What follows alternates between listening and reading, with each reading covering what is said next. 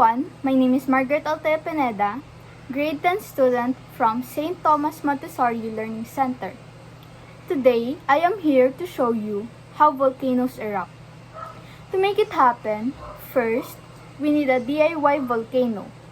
I made my DIY volcano with papers and a plastic bottle inside, baking soda, vinegar, dish soap, and red food coloring. First, let's put some baking soda inside.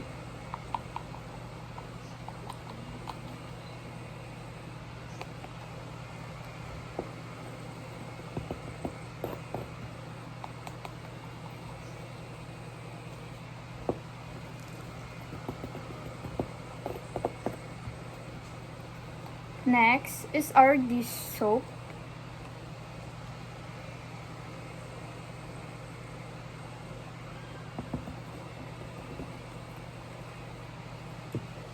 And then, we're going to mix vinegar and red food coloring.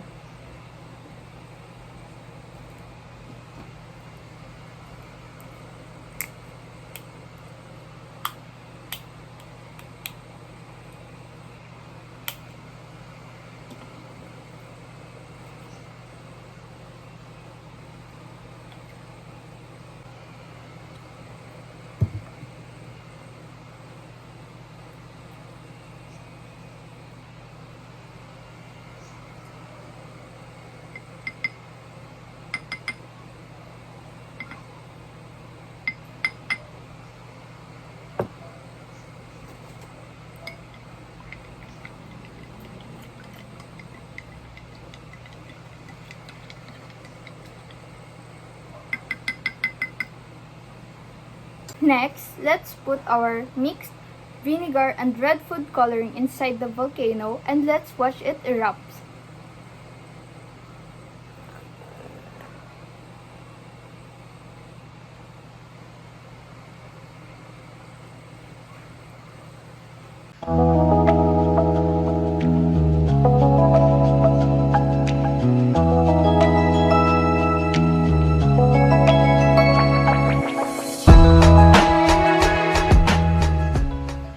As you can see, our volcano erupted.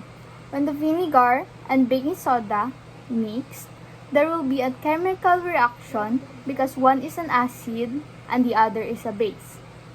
And that's how volcanoes erupt. Hope you learned something. Thank you for watching.